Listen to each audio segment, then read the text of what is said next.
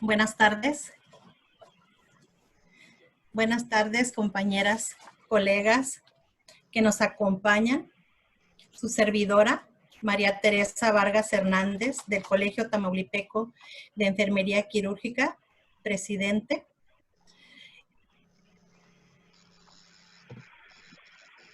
El Consejo Directivo del mismo le da la bienvenida a cada uno de los asistentes a esta sesión académica denominada Microbiología del Área Quirúrgica. El Colegio Tamaulipeco de Enfermería Quirúrgica, Asociación Civil, afiliado a la Federación Mexicana de Enfermería Quirúrgica, trabajamos en conjunto, intercambiando información y actualización de acuerdo al contexto actual. La microbiología es de suma utilidad e importancia para la práctica diaria en el ámbito de salud. En sesiones anteriores hemos hablado de la limpieza e higiene de las unidades hospitalarias. Estos procesos fundamentales para controlar los agentes infecciosos que interactúan dentro del medio ambiente hospitalario y que junto con la esterilización son las estrategias primarias más eficaces para romper la cadena epidemiológica de infección y así poder mantener en condiciones de asepsia las unidades médicas en beneficio de todas las personas que requieren hacer uso de sus instalaciones. Ante la actual situación de salud que enfrenta la humanidad, nos hemos visto en la necesidad de retomar las precauciones estándar que antes llamábamos precauciones universales. Hoy en día estamos obligados a reforzarlas. Hoy corresponde conocer más de la microbiología del área quirúrgica. La presencia en la atmósfera de microorganismos y partículas inertes ejerce un papel determinante en la calidad microambiental de quirófanos, salas de prematuros, neonatos, unidades de cuidados intensivos, unidades de vigilancia intensiva. El control de estos ambientes es crítico, ya que si no se lleva a cabo de forma rigurosa, puede ser una de las causas de mortalidad registradas como consecuencia de infecciones nosocomiales o adquiridas en el ambiente hospitalario. Para continuar con nuestro programa, permítanme presentarles a los panelistas que nos acompañan el día de hoy. Contamos con la presencia de la maestra Guadalupe López Sánchez, presidente de la Federación Mexicana de Enfermería Quirúrgica, quien el día de hoy nos brinda su total apoyo. Maestra, muchas gracias por acompañarnos. No sé si quiera darnos algunas palabras. Decirles, para mí es muy grato estar con ustedes compartiendo este espacio. Me uno a esta bienvenida en este seminario de microbiología en unidad quirúrgica. Gracias, doctor Carlos Ridaura Valencia, gracias por apoyarnos en este campo, ¿verdad? Que a veces nos ayuda, pero muchas veces, si lo desconocemos, generamos problema. Conoceremos, ¿verdad, doctor, los microorganismos más frecuentes, lo que encontramos más en nuestro ambiente quirúrgico, los más comunes de bacterias, virus, hongos, que incluso parásitos que encontramos en el agua, alimentos. Hay que saber en dónde están, ¿sí? Para poder controlarlos.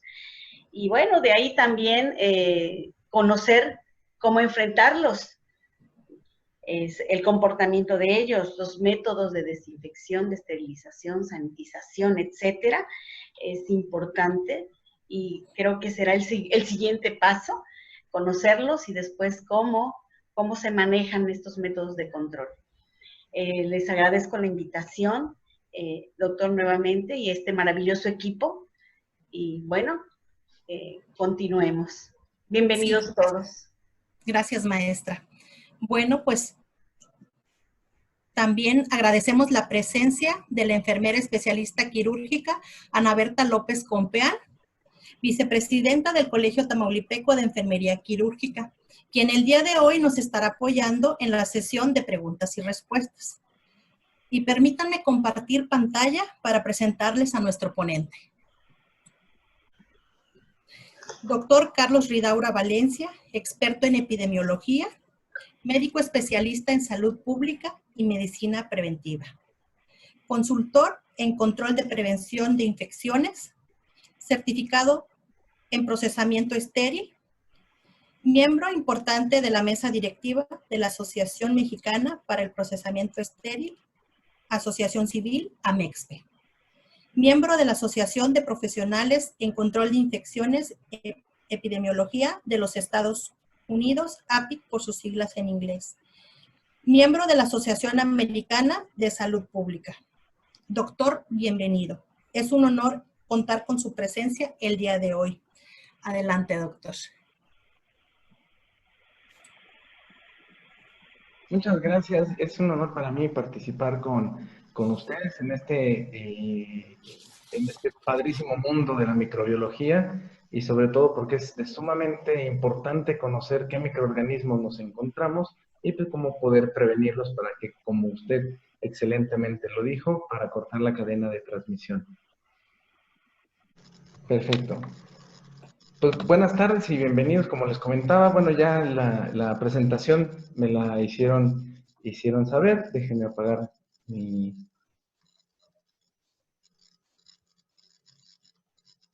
video. La pantalla se sigue presentando, ¿verdad? Sí. Ah, perfecto. Sí, doctor. Ya está, ese es mi título. Bueno, soy el médico, el doctor Carlos Ridaura Valencia. Ya comentó, estos son los números de mi certificación de CBSPD, de los ID de las asociaciones de Estados Unidos a las que su servidor pertenece para continuar contribuyendo en materia de prevención y control de infecciones en instituciones y organizaciones de este país a través de AMEXPE. Tenemos como marco normativo siempre el tema de prevención y control de infecciones, el tema de hoy que es microbiología del área quirúrgica, pues me gusta anidarlo siempre con temas de certificación de hospitales, que es decir, tener las buenas prácticas para minimizar lo que es riesgo de infecciones nosocomiales y aumentar la seguridad del paciente y de los trabajadores. Tenemos un marco normativo, está la norma 045 del 2005, todavía no se actualiza, ya pronto esperemos que se actualice. Ha habido un proyecto de actualización, pero bueno, se ha quedado un poquito limitado. Tenemos el modelo del Consejo de Salubridad General, el último disponible es para el mes del año pasado, del 2019, 2018, y manual de la Red Hospitalaria de Vigilancia Epidemiológica, es decir, este manual de la Red Hospitalaria de Vigilancia Epidemiológica, a la cual se notifican las infecciones nosocomiales de un gran número de instituciones de salud, ya, digamos, tanto públicas como privadas. Y bueno, siempre me gusta ubicar cualquier tema que tiene que ver con el control y la prevención de infecciones, en este caso la microbiología. Es muy importante conocer los microorganismos más frecuentes, dónde los podemos encontrar y sobre todo cómo los podemos eliminar. Y estas son las 17 áreas de enfoque que contempla el sistema crítico del PCI, de este modelo del Consejo de Salubridad General para la certificación de hospitales. En azul les tengo todos las áreas de enfoque que tienen que ver directamente con el proceso dentro del quirófano. Vean nada más, de los 17 áreas de enfoque, son 14 las que directamente intervienen con la prevención y control de infecciones, donde estos microorganismos pueden estar alojados, donde todas estas áreas de enfoque deben de ser realizadas de una manera integral y de manera competente para que podamos minimizar los riesgos de infecciones. Tenemos en primer lugar las infecciones asociadas a la atención de salud, la vigilancia epidemiológica, la unidad de vigilancia epidemiológica o las unidades de control de infecciones en algunos hospitales privados, así se llaman. Es muy importante su papel en este lugar, como comentó perfectamente, las precauciones estándar, el aislamiento de los pacientes, la esterilización y la desinfección es muy importante, la limpieza y desinfección de las instalaciones también es de suma importancia, el manejo de los residuos peligrosos biológico-infecciosos, el manejo de la ropa, lo que es el reuso de material desechable también es de suma importancia. Lo que son los procesos de medicación, es decir, las anestesias, todo lo que tiene que ver con el que se le está administrando al paciente. Salud y seguridad de los trabajadores. Esto es también muy importante porque nosotros podemos ser portadores de estos microorganismos. Les adelanto, somos el 15% del personal de salud es portador de estafilococo aureus en la fosa nasal. De ahí la importancia del uso del cubrebocas correcto. Entonces, no usar el cubrebocas como de barba o cubrepapada, sino de una manera correcta. Estoy adelantando algunos tópicos. La supervisión de la calidad del agua es muy importante. Nosotros podemos lavarnos las manos con la manera correcta. Somos unos haces en lavar y tener los insumos, pero si esta agua no está bien con esta calidad que se requiere, entonces podemos ver mermados o de manera importante este proceso. Lo hacemos con la medición del cloro libre residual y con la búsqueda de vibrio cólera. Eso es muy importante tenerlo en cuenta. Lo que es la vacunación del personal, nosotros podemos ser portadores de infecciones, de microorganismos. Debemos de también nosotros estar al pendiente de nuestra cartilla de vacunación. El mantenimiento y controles de ingeniería, todo esto tiene que estar relacionado. En el ambiente quirúrgico tenemos el flujo del aire. Este flujo del aire en algunos hospitales es demasiado fuerte, en algunos otros hospitales ni sirve, en algunos otros hospitales, pues porque algún médico le es incómodo el trabajar en frío, pues lo apagan. Entonces es muy importante lo que es el sistema de ventilación, que tiene su flujo laminar, tiene sus filtros de alta eficiencia, tiene sus recambios de aire. Esto debido para que barra de una manera de arriba hacia abajo estos microorganismos y estén lejos del entorno del paciente. Lo que es la seguridad de construcciones y remodelaciones, este es sumamente importante, porque si tenemos un quirófano que se están remodelando, también tenemos algunos microorganismos, especialmente los hongos del género de la familia Aspergillus. Es decir, tenemos que tener todas las medidas de prevención para que este hongo no se nos presente y nos dé algunas fungemias o algunas neumonías asociadas a.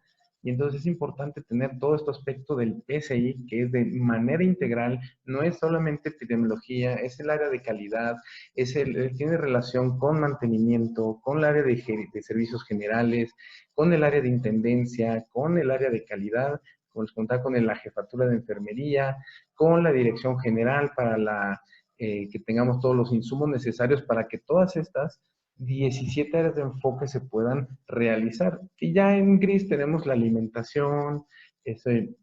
También es importante la alimentación para los pacientes, pero de un punto de vista crítico le puse en azul lo que se considera primordial para el quirófano, es decir, pues casi todo. Rápidamente, infección nosocomial. La norma oficial mexicana 045 define la infección nosocomial a la multiplicación de un patógeno en el paciente o en el trabajador de salud que puede o no dar sintomatología y que fue adquirido dentro del hospital o una unidad médica. Es decir, una infección por la cual no se encontraba ni incubándose en el paciente y se adquirió por algún proceso o por el entorno de la atención sanitaria. Hoy en día se llama infecciones asociadas a la atención sanitaria. Su servidor, por temas de comodidad y por igual en el público me he encontrado esto, es más fácil nombrarlas como infecciones nosocomiales, pero nos referimos que hay una nomenclatura llamada IAAS, que es infecciones asociadas a la atención sanitaria. ¿Por qué son importantes estas infecciones a la atención sanitaria? Estas infecciones nosocomiales condicionan mayores tasas de morbilidad y mortalidad, es decir, nos podemos enfermar, pueden aumentar la tasa de mortalidad. Si nosotros inoculamos algún microorganismo multiresistente, ahorita les voy a comentar cuáles son los que la OMS tiene preocupación, entonces va a prolongar el costo del ambiente hospitalario, esto impactando de manera principal. Si es sector público, va a demandar mayor gasto en el sector público por comprar medicamentos más costosos, antimicrobianos más costosos, como el colistimetato, el imipenem, doripenem, etcétera, los carbapenémicos, y aumenta la estancia hospitalaria, es decir, todo el costo hospitalario. Ahora en el mundo que vino esta enfermedad del COVID-19, ahora imagínense si aumentan los días de estancia hospitalaria, vamos a estar más en riesgo de contraer lo que es el COVID-19.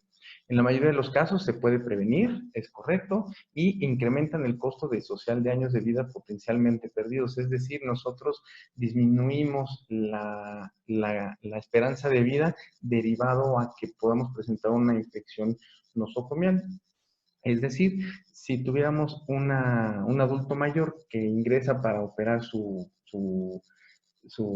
prótesis de cadera y tiene una ruptura de cadera, una fractura de cadera, se le coloca una prótesis, en teoría en unos 3, 4 días está dada de alta, si todos los procesos se dan de manera correcta, pero sin embargo, si nosotros, se le condiciona, se le agrega una infección nosocomial, esta estancia se puede prolongar, lo que va a derivar en gastos al sector salud, en gastos de medicamentos, o si se trata de un hospital privado o que tiene un copago, como en los casos de hospitales generales, que por medio de un tabulador socioeconómico, pues ya aunque sea un socioeconómico muy bajo, siempre impacta el tema de salud a las familias mexicanas.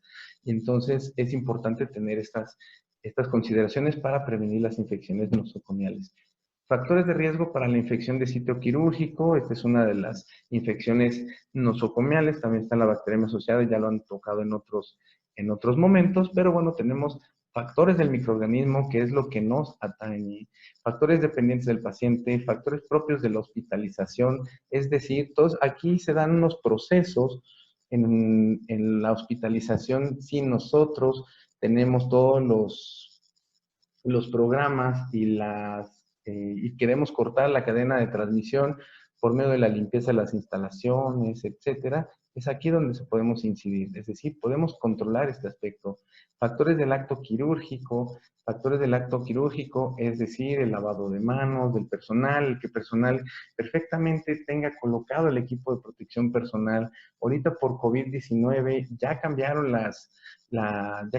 las recomendaciones para cirugía, es decir, ahora ya todo el personal que esté dentro de la sala quirúrgica debe de tener el cubrebocas o mascarilla de alta eficiencia N95, que también pueden encontrar los afines a esta nomenclatura. N95 es una nomenclatura de Estados Unidos, en específico de salud ocupacional de Estados Unidos. N95, su equivalente en China es el KN95, que en muchas de las organizaciones públicas y privadas son las mascarillas de alta eficiencia que hemos tenido acceso, son equivalentes en esta nomenclatura para la funcionalidad de prevenirnos la infección por COVID-19, por este microorganismo que es el SARS-CoV-2.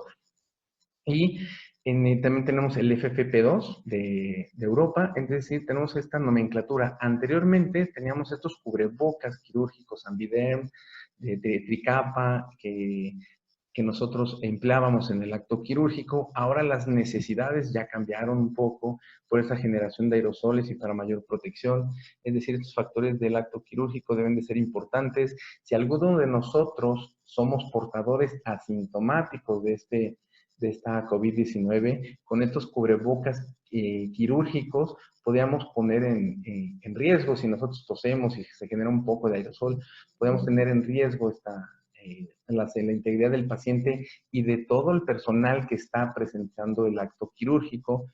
Ya con la disposición de tener N95, todo el personal circulante, ayudante, anestesiólogo, ya maximizamos lo que es la seguridad y minimizamos lo que son los riesgos.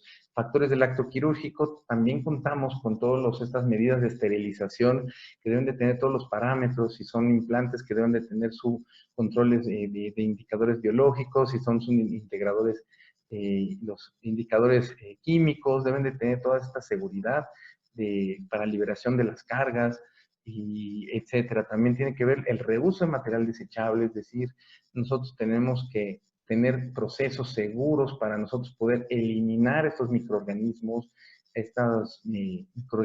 de estos materiales que son desechables, que se destinan a la basura, pero le estamos dando algún reprocesamiento en algunas instituciones públicas y privadas. Entonces se mantienen y se garantizan estos niveles de seguridad. Entonces estamos haciendo lo correcto. Hay un tema para reprocesar lo que son los cubrebocas N95, pero bueno, eso es todavía otro tema que podría dar un poco de pie a una hora y media de plática. Entonces hay muchos factores que son para el acto quirúrgico y factores del microorganismo. Esto es muy importante, los microorganismos tienen distintos factores y sobre todo en dónde se pueden encontrar. En el microorganismo ellos son factores inherentes a ellos mismos. Entonces, no solo la infección de sitio quirúrgico es importante, también nosotros nos lo podemos llevar a nuestras casas, en nuestros celulares, en estos fomites. Ahorita vamos a abarcar lo que son las medidas de transmisión, es decir, cómo pueden propagarse estos microorganismos para un entendimiento mejor y sobre todo para planear aquellas estrategias enfocadas a la limitación o el corte de esta cadena de transmisión.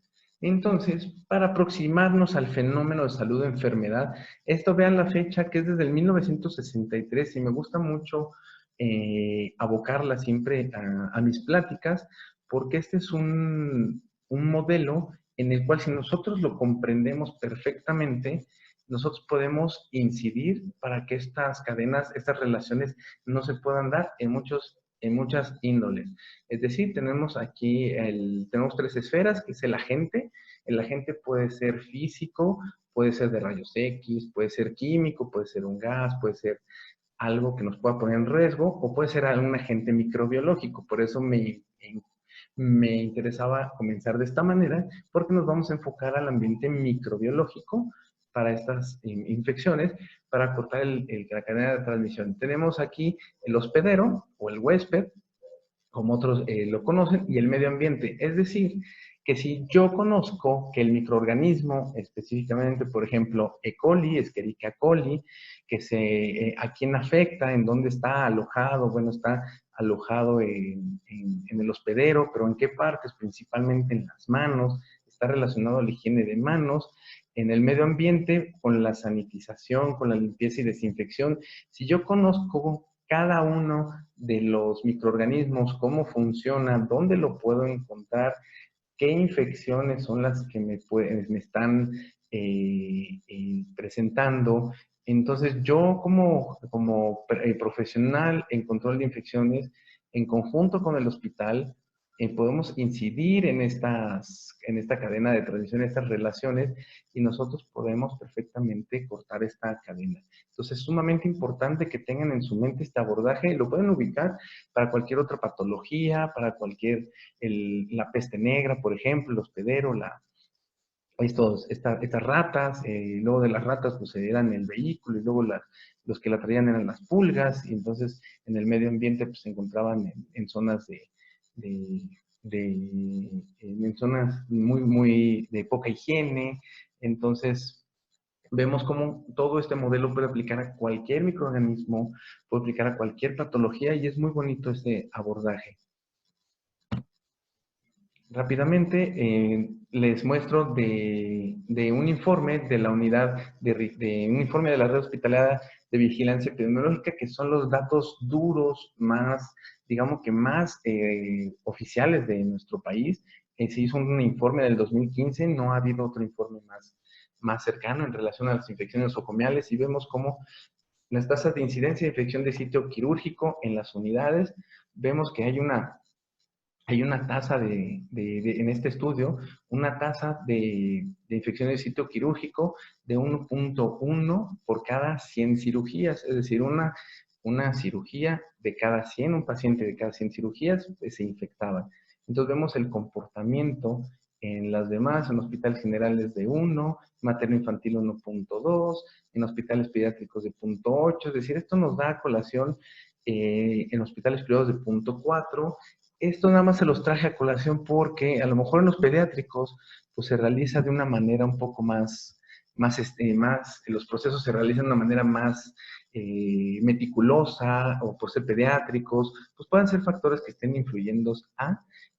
Y por ejemplo, vean aquí en los privados 0.4, es decir, aquí tenemos un pequeño sesgo. En los hospitales privados normalmente la ocupación en los días de estancia en un hospital privado están alrededor de 2 días, y para que nosotros tengamos infecciones nosocomiales En un hospital privado tendríamos que esperar que el paciente regrese, pero difícilmente un paciente regresa si se infectó. Entonces ahí tenemos algunos bemoles, pero no, nada más se los comento como para tenerlo en cuenta. En hospitales de la Secretaría de Salud a nivel nacional, no todos los hospitales a nivel nacional están inscritos en esta red hospitalaria, son un gran número y de los cuales no se tienen aquí contemplados los hospitales del IMSS, solamente una unidad del IMSS, una o dos unidades del IMSS habían reportado este estudio, pero muchos hospitales sí lo hicieron de manera global. En la Secretaría de Salud 1.2, pero vean el percentil 90, es decir, hasta el 90% de los hospitales, bueno, se tiene una medición de 3.6, y en esto vemos como así como incrementan el número de camas, incrementa la tasa de infecciones. Nada más para tener el contexto que si es un hospital pequeño, pues se espera una tasa de infecciones más pequeña. Si es un hospital grande, se espera se presenta una tasa mayor. Esto es en relación a que los procesos demandan más personal de salud, más recursos, etcétera. Entonces, nada más me detuve con manera de contexto de dónde estamos nosotros alineados en esto en la microbiología y enfocado un poco al sitio quirúrgico. No es el único, también tenemos nosotros nuestras propias infecciones al personal de salud, pero principalmente es infección de sitio quirúrgico por tipo de herida. La distribución de casos de infección de sitio quirúrgico por tipo de herida en este mismo informe, bueno, vemos que son limpia, contaminada, sucia y limpia con implante. Aquí, ¿qué resulta de importancia?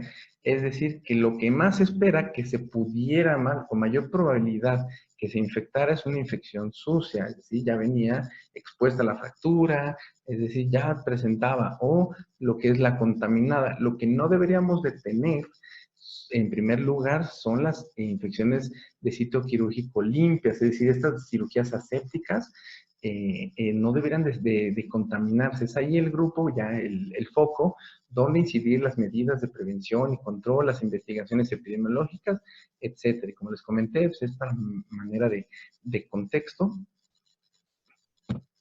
Y de agentes etiológicos más frecuentes, eso es muy padre, eso es muy bonita porque es lo nacional y es lo que nos atañe a nosotros, a nuestro país en este estudio. Si alguien quiere este estudio, lo tengo en mi poder, pero perfectamente se los puedo proporcionar para que lo tengan ustedes. Y vemos cómo por agente etiológico, el principal agente etiológico que se aisló es la Escherichia coli. Este bacilo gram negativo, pues es sinónimo de higiene de manos. Dirían, está presente en la materia fecal, en la higiene de manos. Volvemos aquí.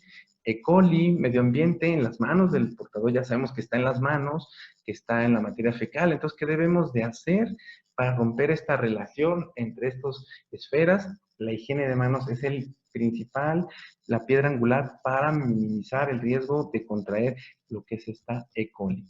La Pseudomonas aeruginosa es importante conocerlo porque igual regreso a este modelo. Pseudomonas aeruginosa principalmente nos da lata con las infecciones de sitio quirúrgico, pero también está involucrado en las neumonías asociadas a ventilación mecánica. Es muy importante también las bacteriemias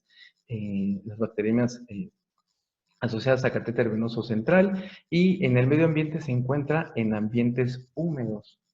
Es decir, en estos ambientes húmedos, la limpieza del baño del paciente es muy importante. Entonces, sabemos que están en los sistemas de ventilación, en estos ambientes húmedos. Entonces, nosotros podemos incidir en los ventiladores mecánicos, que los ventiladores mecánicos tengan su mantenimiento preventivo de manera acorde con lo establecido en su calendario. Si hay un mantenimiento que fue correctivo de esos ventiladores, debemos de tener lo que es la hoja de dictamen para que el control de infecciones sepa qué se le cambió, qué le cambiaron, qué se debe de realizar ahora después, qué se puede esperar.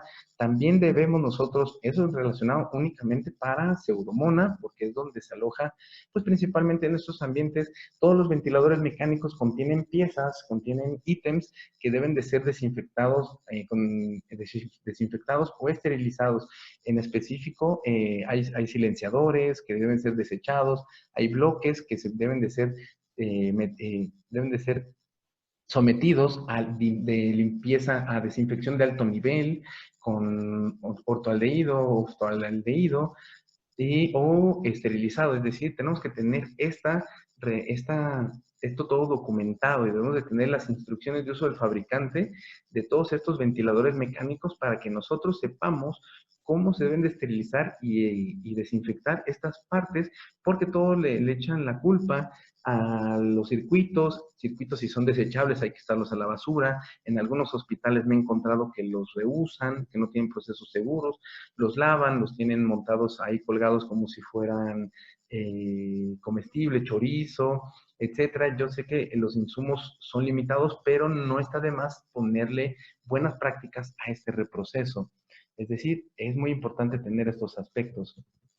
¿Vale? Lo que es el estafilococo aureus. Este estafilococo aureus tenemos dos vertientes. Lo que es metilcilino resistente, que más adelante les voy a comentar, es el que más lata nos da, es el más peligroso. Y nosotros podemos ser el portador del 15% de nosotros es portador de este microorganismo. Y precisamente es eso es en la mucosa nasal.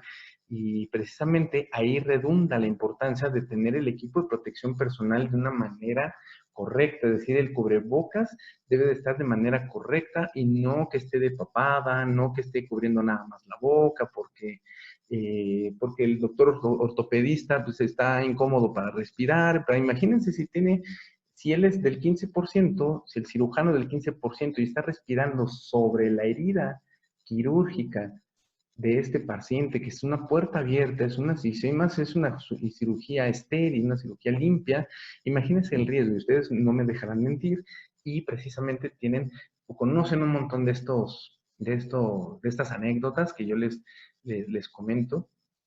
Hay, lo que es la Klebsiella pneumoniae, principalmente el agente, el hospedero. Klebsiella pneumoniae es en quirófano, en áreas de cuidados intensivos neonatales, ha sido la principal causa o está asociado a brotes de neumonías o de infecciones asociadas a la atención sanitaria, estas nosocomiales, en neonatos, y donde en algunos estudios de España y de Europa coinciden en que esta Klebsiella, en estos brotes de unidad de cuidados intensivos neonatales, el principal agente asociado o el principal vehículo asociado lo han aislado en las manos de los operadores, las manos del personal de salud y en estos receptores, en estos dispositivos de dispensadores de jabón. Estos dispensadores de jabón que son rellenados.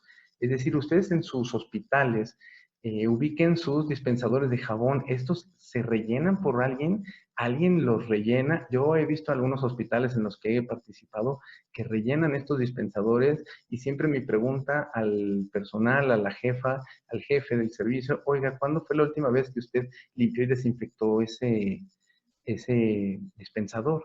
¿Y por qué no está tapado? ¿Por qué está abierto? Es decir, este jabón también, ¿dónde se ubica o se resguarda ese jabón a granel? Es muy importante porque la Klebsiella u otros microorganismos crean una biopelícula, es decir, una barrerita en la cual nosotros ahí pueden estar perfectamente, pues ahí, ¿cómo se llama? Perfectamente, pues obviamente colonizado.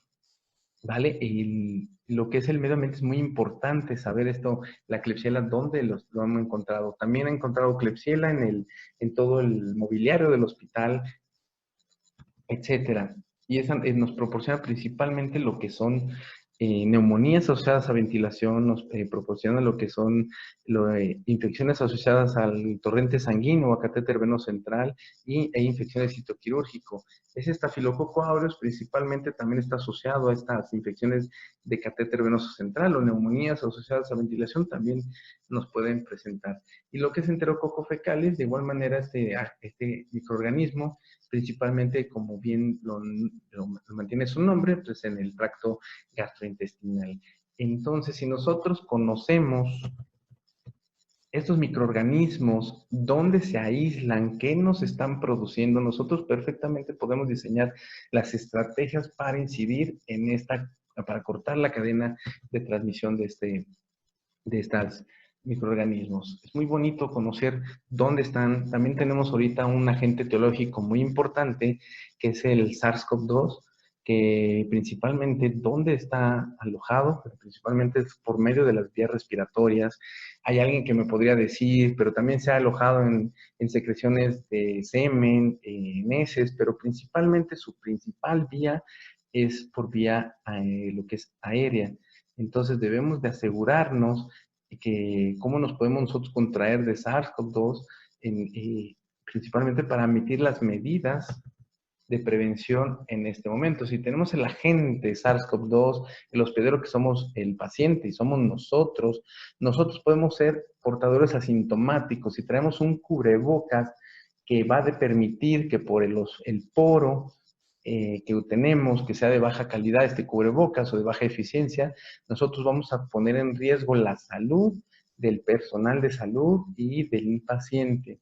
Es muy importante nosotros portar esta mascarilla de alta eficiencia, llámese N95, KN95, FFP2, perfectamente pues nosotros podemos podemos minimizar el riesgo de nosotros contagiar a los demás. En el medio ambiente tiene que ver con la esterilización de los dispositivos. Este virus es muy lábil y con los procesos de esterilización de manera correcta, pues es suficiente como cualquier otro microorganismo infectocontagioso, Clostridium difficile, Pseudomonas multiresistente. Todo esto es igual, de igual manera no hay que hacerle un plus más para el lavado y desinfección, más que si estamos dentro de un hospital COVID. Y eso es muy importante para enfermería o el personal que esté dentro de la central de equipos y esterilización. Si se trata de un hospital COVID o que tiene pacientes COVID, la recomendación es que en el área de descontaminación, el área más crítica, más sucia, más negra, el área roja, debe de tener dentro del equipo de protección personal, además de todos los ítems, los guantes, los gogles, etcétera, su cubrebocas o mascarilla de alta eficiencia. Es sumamente recomendable el que cuenten con ello, para que con todo puedan solicitarlo a sus jefes, puedan sensibilizar a sus jefes. Es mucho más, a la larga es mucho más económico contar con este cubrebocas N95 y preservarlo de una manera correcta que comprar miles de cubrebocas de 3 capas que nos pueden poner en riesgo por la generación de aerosoles. ¿Qué generación de aerosoles? ¿En qué medio ambiente podemos nosotros procesarlo? Supongamos que falló al recibir un kit en el área de descontaminación, recibimos unos contenedores y instrumental de un paciente que tenía COVID-19. Entonces, supongamos que quien está a quien le corresponde lavar ese instrumental es un pasante. Es un pasante que estaba pasando por ahí o es personal del INSABI, que a lo mejor quizá no tuvo la preparación en este tema, pero como es personal de batalla, como fue personal del que no está de licencia, entonces personal de batalla y entonces lo colocan en la primera eslabón de la limpieza, que dentro del proceso de limpieza y desinfección y esterilización, es el proceso más crítico de la limpieza. Supongamos que falló. Ahora se va ese instrumental al área donde se sopletea. Ese sopleteado va a aerolizar a ese virus SARS-CoV-2 si no se hizo una correcta dilución del detergente enzimático, un correcto cepillado abajo de la superficie, dentro de la superficie de líquido. Es decir, si se da un cepillado afuera, como es muy común, se salpica como si tuviéramos un cepillo de dientes con partículas microscópicas, están suspendiéndose en el aire, en la pared, a los lados, al ambiente. Entonces, supongamos que falló. Cuando nosotros sopleteemos ese instrumental, nosotros estamos en riesgo. Por eso, dentro del área de descontaminación y donde se sopletea, yo le llamo sopletear al echar lo que es este aire a presión para limpiar. A lo mejor lo conocen de otro término, pero eso nos pone en riesgo de aerosoles. Por eso necesitamos tener nosotros, quienes estamos dentro de la selle o del departamento de procesamiento estéril, necesitamos tener unos gogles herméticos y un cubrebocas N95 bien sellado. Esa es la recomendación que Amexpe perfectamente avalado con instituciones internacionales, con las regulaciones internacionales, por ISHAM, por CBSPD, por lo que es la OSHA, la AORN, esta agencia de enfermeras de los Estados Unidos. Entonces nosotros estamos igual manera en consenso con ellos para dar estas recomendaciones. Recuérdenlo, el área de descontaminación es el área más crítica para nosotros contraer este COVID-19. Debemos de poner para limpiar a este instrumental, debemos de colocar, es una recomendación, claro, salvo las necesidades que se tengan de personal, se recomienda tener al más experto, el que tenga la mayor competencia para que este limpiado, esta limpieza se realice de manera de manera perfecta, de manera sin errores, porque nos puede poner en riesgo a nosotros la vida, incluso de nuestros compañeros, ¿vale? Entonces, después de estos agentes etiológicos más frecuentes, tenemos también Acinetobacter baumannii, multidrogoresistente, que también da mucha lata lo que son en infecciones nosocomiales, y este Acinetobacter baumannii, multidrogoresistente, ahorita les voy a comentar sus características. Este Acinetobacter lo encontramos en todo el ambiente del paciente. ¿Qué es el ambiente del paciente? Todo lo que le rodea 1,5 metros. Es decir, es muy importante la limpieza y desinfección de las instalaciones, la higiene de manos, etcétera. La historia de este ambiente de 1970 a 2015, 1970 a 1980, el ambiente y su contribución en las infecciones nosocomiales son endémicas, es decir, ya se empiezan a ver cómo están, si se infectan algunos de nuestros pacientes, pues tiene que ver el ambiente del paciente, es decir, las superficies horizontales y verticales de estos quirófanos, lo que es el instrumental, el manejo del instrumental, lo que son los operadores, lo que es las enfermeras, las circulantes, todo el personal que está dentro del área quirúrgico, es de manera, también participa como medio de este ambiente del paciente. Hay también hospitales que para realizar sus procedimientos o basar sus medidas de prevención o sus políticas, pues tienen los cultivos de vigilancia ambientales, los cuales no están justificados por las guías de infecciones de control de infecciones ambientales de los Centros de Control de Enfermedades de los Estados Unidos, de los CDC. En eso no recomiendan la vigilancia ambiental por medio de cultivos. Quien guste me puede llegar a hacer preguntas, le puedo pasar todo el background, donde dice, doctor, las recomendaciones en relación a ello. No está justificado el realizar estos cultivos ambientales. Lo que sí está justificado es realizar cultivos ambientales ante la situación de un brote. Llámese brote definido como un brote es una enfermedad relacionada, dos enfermedades relacionadas entre sí. Ya dos enfermedades relacionadas entre sí es un brote. Supongamos que tuviéramos un paciente con COVID-19, yo soy el anestesiólogo, yo me enfermo de COVID y además enferma lo que es la enfermedad circulante, en el mismo momento, mismo tiempo que concuerde con esta periodo de incubación.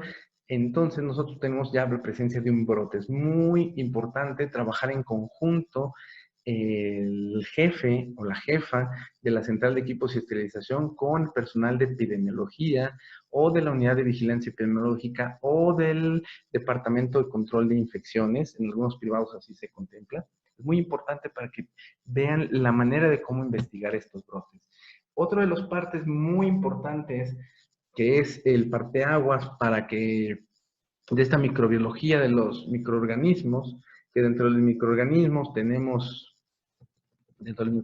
tenemos bacterias, como las que les presenté ahorita, tenemos virus, como el SARS-CoV-2, también podemos enfermarnos o podemos enfermar una infección nosocomial por influenza, que es un virus. Supongamos también ahorita hay brote de sarampión en la Ciudad de México. En México hay brote de sarampión, hay delegaciones, Azcapotzalco, lo que es Gustavo Amadero, Cuauhtémoc, se tienen brotes de sarampión ya endémico, ya transmitido en nuestro país. Esto por deficiencia de la administración de las vacunas. Y esto viene a colación al al área del sistema crítico PSI, el área de enfoque y la vacunación. Nosotros tenemos que estar vacunados. ¿Para qué? Porque si a lo mejor yo vivo en Gustavo Amadero, en la Ciudad de México, vivo en Tamaulipas, vivo en otro lugar y está este brote de sarampión, o se puede dar este brote de sarampión, pero yo no recuerdo haberme vacunado, o mi cartilla, quién sabe dónde está. Yo los invito a contribuir con sus hospitales en estos programas de vacunación para que sean revacunados ante la sospecha de no haber recibido la vacuna doble viral de sarampión rubiola. Esto para no ponerlos en riesgo, porque en algún acto quirúrgico no está en el ambiente este virus, pero sí está en nosotros, y si no tenemos nosotros las medidas, podemos infectar de virus de sarampión a otros del personal, y se ha dado en la Ciudad de México, se da, y en Tamaulipas. Los invito a que, y en otra parte del país, de los estados de México o de otra parte del mundo, a que verifiquen esta cartilla de vacunación de ustedes, que puede ponerlos en riesgo. ¿Vale? También tenemos lo que son el virus del SARS-CoV-2, como les contaba, la produce el COVID-19, de los hongos, principalmente. Si sabemos es que tiene cándida, bueno, la cándida sabemos que es parte de una inmunodeficiencia, de una infección en pacientes inmunodeprimidos. Entonces vemos que la transmisión no es muy frecuente, no es el método de transmisión, más bien se maneja de manera endógena. Entonces ya sabemos nosotros que los hongos, pues bueno, cándida no me puede dar tan fácil de transmisión de un ser humano a otro. Lo que sí, el aspergillus tiene que ver con la microbiología de las unidades hospitalarias, porque si al lado están remodelando la selle y no se tienen las medidas adecuadas, no se tienen estos emplayados, estos aislamientos de burbuja, no sacan lo que es la basura, este cascajo, en contenedores cerrados, a lo mejor lo hacen en la noche para que no vean, pero si no hay personal de epidemiología mañana, tarde y noche supervisando estos procesos, puede verse impactado de manera importante la salud del personal. Es decir, estas remodelaciones principalmente están asociadas a la presentación de infecciones por hongos aspergillus. También tenemos infecciones por protozoarios, como la entamoeba histolítica, esta amiba en fresco, a lo mejor en algún lugar del país. Una de las bebidas más ancestrales es los curados, o los llamados, ¿cómo se llaman estos? Bueno, esos curados tienen un nombre especial, se me fue. Se me fue. Si alguien lo tiene en la mente, igual me lo puede recordar. Pero bueno, estas bebidas que son hechos con algunos dispositivos, con heces fecales para que se fermenten, y entonces eso nos provee lo que son estas infecciones gastrointestinales por amibas. Entonces, si nosotros le damos, pues para que el médico se sienta a gusto, pues uno de pulque, se llama pulque.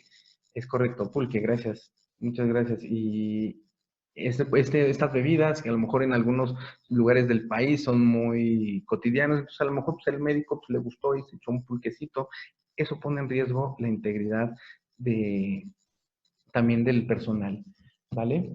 Y entonces, ¿cómo dentro de esta resistencia antimicrobiana se reproduce cuando los microorganismos, bacterias, hongos, virus o parásitos que les acabo de comentar sufren cambios al verse expuestos a los antimicrobianos, antibióticos, antifúngicos, antivíricos, antipalúdicos o antimínticos, por ejemplo? Y entonces, eso es porque hay un abuso y mal uso de estos antimicrobianos en las personas como en animales. ¿Por qué? Porque los microorganismos multiresistentes están presentes en las personas, en estos animales y en el medio ambiente.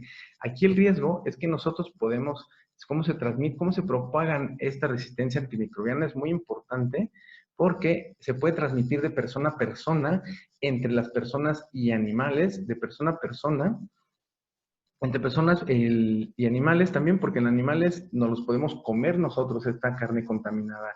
Y esta carne contaminada llega a nuestros intestinos, y es ahí donde nosotros se genera una serie de situaciones para que nosotros absorbamos esa información genética o esa información de proteína que nos va a condicionar la resistencia antimicrobiana, y es muy importante el conocer esto. El mal control de las infecciones, las condiciones sanitarias deficientes y la manipulación inadecuada de los alimentos fomentan su propagación en estos brotes que les comentaba de infecciones de unidades de cuidados intensivos neonatales. En Sonora se tuvo un brote hace tiempo, en Morelos también se tuvo algún brote. Entonces, esta manipulación inadecuada del personal, también de los pacientes, también favoreció. Hubo un brote que no se documentó, pero fue relacionado al sismo, de un sismo del 2019, un sismo que tuvimos recientemente en septiembre, hace unos años, porque se sacaron a los bebitos, entonces se rompieron las medidas de precaución por obvias razones, entonces se presentó un brote de infecciones que no terminó afortunadamente en defunciones, pero sí se presentaron en muchos neonatos. ¿Vale? Entonces estos son los factores, me los brinco un poquito. Y bueno, este es Bacon, Francis Baron de Verulam, 1561-1626, que dice: la información es poder. Y esta es una pausa que yo realizo, en la cual mientras más información tengamos nosotros, más poder de decisión tenemos, más seguros van a ser nuestras acciones, más certeros van a ser nuestros resultados. Entonces es muy importante contar con información, y la información es poder. ¿Cómo se obtiene la información? Con la epidemiología, con contribuir con estos distintos, de manera multidisciplinaria, de manera multidisciplinaria, pues nos va a dar esta información que es poder. ¿Vale? La OMS publica en un documento, también lo tengo en mi poder por si alguien lo quiere, la OMS publica la lista de las bacterias para las que se necesitan urgentes nuevos antibióticos. Es decir, por el grado de letalidad, ahí tiene sus criterios, el hecho de que el tratamiento requiera o no hospitalización larga, la frecuencia con que presentan resistencia y la facilidad con la que se transmiten entre animales y cuántas opciones terapéuticas quedan. Imagínense de esta abuelita que les comenté al inicio, que ingresó para un recambio de prótesis o una reconstrucción total de artroplastia de cadera, y entonces pues por ahí le incorporamos un Acinetobacter baumannii multidrogo resistente, y en lugar de irse 3 a 4 días a su casa, se queda 15 días, se queda un mes, se queda incapacitada, se le infecta, se le convierte en una infección generalizada y pierde la extremidad. Entonces, si este adulto mayor se ganaba la vida en alguna manera, entonces ya se vio mermada su capacidad productiva, ya va a impactarle al país, le resultó de una manera, impactó al sistema de salud económicamente o al gasto en bolsillo de sus familiares, le va a condicionar una carga a la familia, es decir, es multifacético todo este abordaje. ¿Vale? La prioridad 1, que es la crítica, que esto es muy importante, lo comenta la OMS, es el Acinetobacter baumannii resistente a los carbapenémicos, es decir, resistente al imipenem, al doripenem, a estos ertapenem, a estos carbapenémicos. Es por ello que las áreas de epidemiología deben de estar sumamente muy importantes en su vigilancia epidemiológica de estos microorganismos, para que nosotros podamos identificar y y proponer las medidas adecuadas. ¿Qué debemos de hacer en el quirófano? Pues las medidas de higiene, la higiene de manos, lo que es el procesamiento estéril, como les comenté, el equipo de protección personal, etcétera. El baño del paciente es muy importante, baño 24 horas antes de que ingrese. Hay veces que nada más le preguntamos, ¿se bañó o no se bañó? Pero pues por pena va a decir, sí me bañé, pero ¿quién le consta que se ha bañado el paciente? El tener nosotros en la incisión del sitio quirúrgico, si fue utilizado para la piel, lo que es esta Duraprep o esta yodopovidona, o el uso de clorexidina para la limpieza y desinfección de la preparación de la piel para la incisión quirúrgica. En segundo lugar tenemos a las pseudomonas aeruginosa, resistente a los carbapenémicos. Esta pseudomona presenta resistencia a muchos antimicrobianos de manera intrínseca, es decir, nace con ella, pero la pseudomona que está resistente a carbapenémicos es muy latosa, es sumamente muy costosa y aumenta la letalidad, es decir, aumenta la mortalidad de esta. Ubiquemos el ejemplo de esta abuelita, de este adulto mayor. Aumenta la mortalidad, el hecho de tener una infección de sitio quirúrgico por estos microorganismos aumenta considerablemente, ¿vale? Y entonces, las enterobacterias resistentes a los carbapenémicos y productoras de betalactamasas de espectro extendido, como lo son la E. coli o como es la Klebsiella. ¿Vale? También nosotros tenemos que tener, son las de prioridad crítica, es decir, estos hay que tener las acciones. ¿Y qué podemos ver? En prioridad elevada, enterococos resistente a vancomicina, estafilococo aureus resistente a la meticilina. En algunos lugares me han dicho, pero doctor, no tenemos en los antibiogramas, que es los resultados de los, como nos reportan los cultivos, tenemos la resistencia a oxacilina. Entonces, es hermana de la meticilina y se toma como dentro de este rubro, resistente a la meticilina. ¿Vale? Con sensibilidad intermedia o resistente a la vancomicina, es decir, este estafilococo aureus nos da mucha lata, es de prioridad elevada. ¿Cómo se transmite? Ya les comenté que un periodo de transmisión muy importante es por medio de las fosas nasales.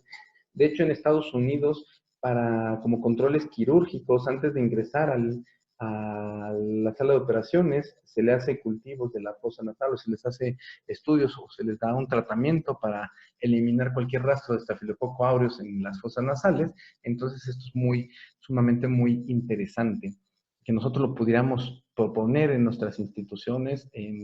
No me ha tocado ningún hospital que lo adjudique, incluso en algunos hospitales privados he visto cirugías, ustedes no me dejarán mentir, en el que el cirujano se siente molesto por el aire y pide que lo apaguen, y además pues, no podemos respirar, entonces lo usa abajo de la nariz, porque él se le siente incómodo, entonces está respirando y puede estar esparciendo lo que es estafilococo aureus en cada respiración que da. Imagínense, abierto el lecho quirúrgico, es importante tener esto.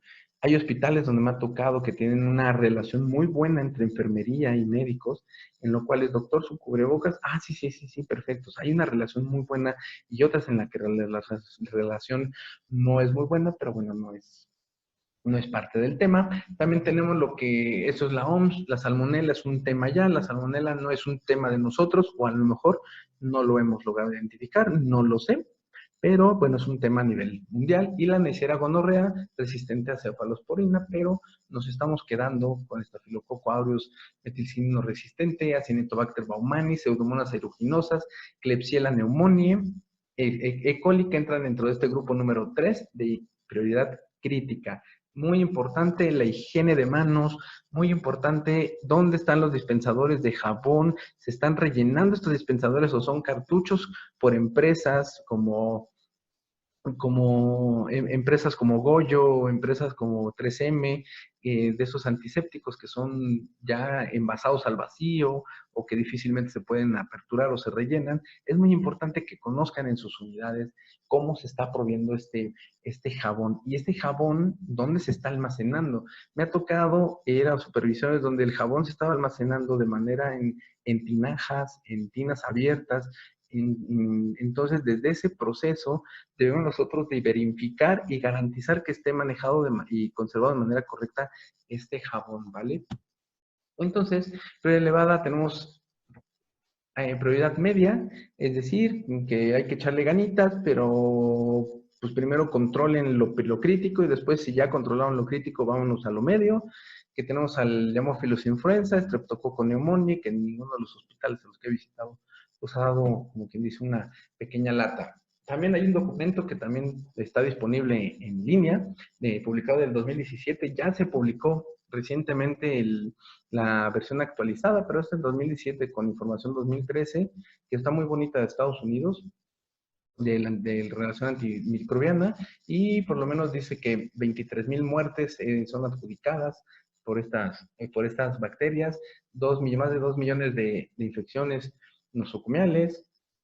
Entonces y toma importancia lo que es el Clostridium difficile, Clostridium difficile, gran positivo que nos da mucha lata, sobre todo por la generación de estas esporas. Las esporas son la versión de esta bacteria, pero en un estado de inanimación, de vegetativo, en el que reduce su cantidad de agua para quedar de manera como en stand-by para que se pueda activar de cualquier manera y esto queda permanente en muchas semanas y meses en el ambiente hospitalario. Entonces es importante tenerlo y nos da mucha lata, sobre todo para infecciones gastrointestinales en pacientes y en el operador, es decir, en los usuarios, en el personal de salud, ¿vale?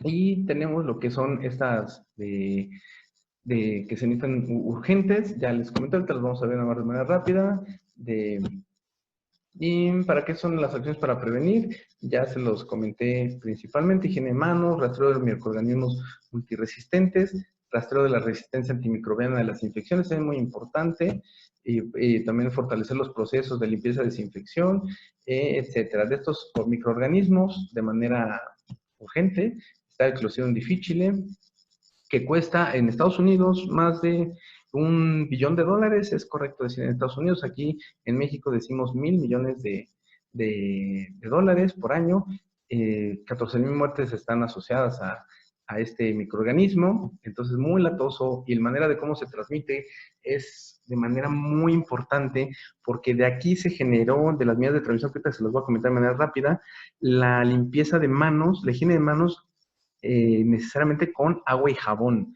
Forzosamente con agua y jabón es esta higiene de manos, ya que el alcohol en gel no provee lo que son no evita la transmisión de este virus, no lo elimina de esta bacteria, ¿vale?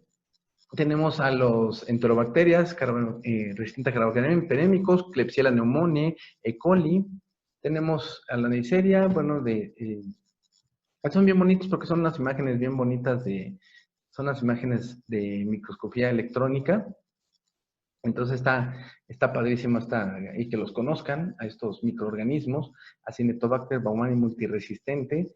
Vean la letalidad que se tiene, vean cómo 7,300 infecciones fueron notificadas y 500 muertes.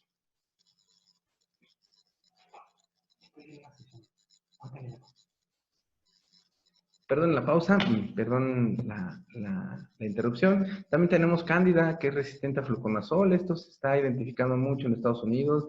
Se está reportando ya también a nivel nacional, principalmente en instituciones como el Instituto Nacional de Nutrición y otros hospitales. También tenemos a los enterobacterias productoras de betalactamasas. Entonces ahí tenemos a la E. coli.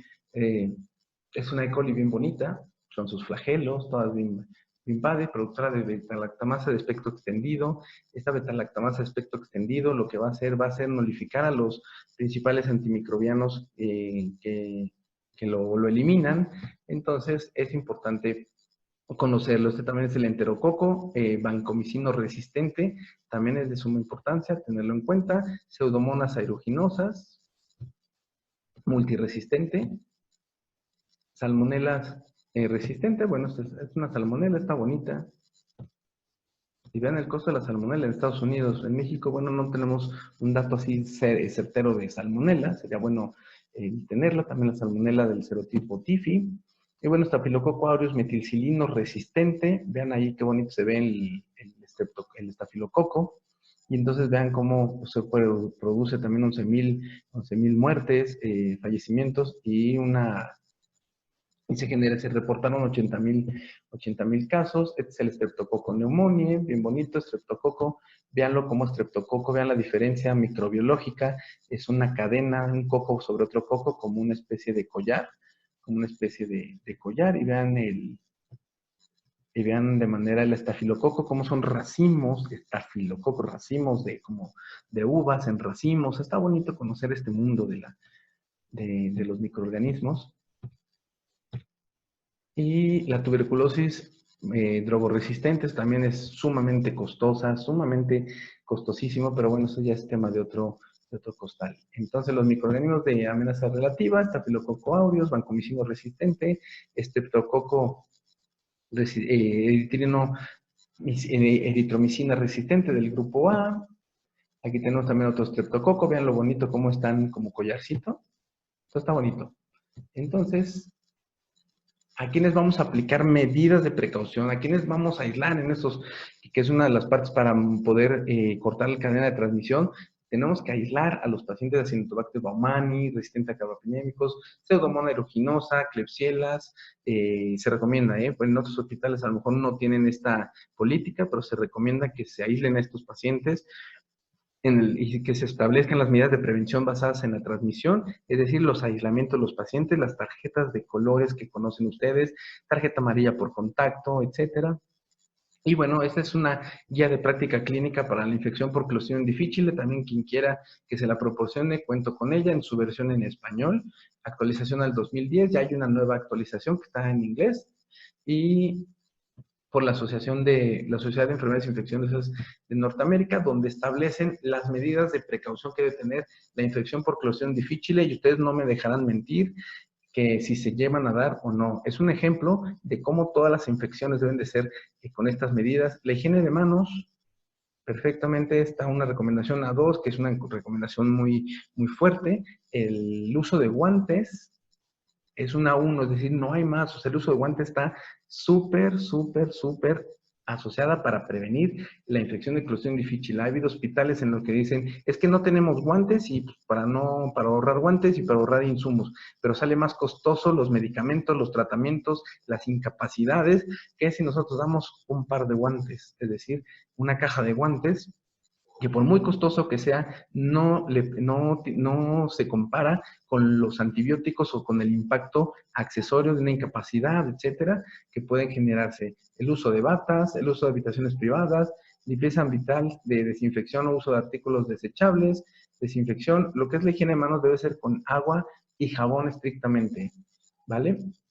Y el uso de hipoclorito de sodio a 1000 partes por millón, eso para una desinfección, eso está asociado. Lo que es la red hospitalaria de vigilancia epidemiológica recomienda 5000 partes por millón esta dilución del cloro para atender estas infecciones por Clostridium difficile, ¿vale?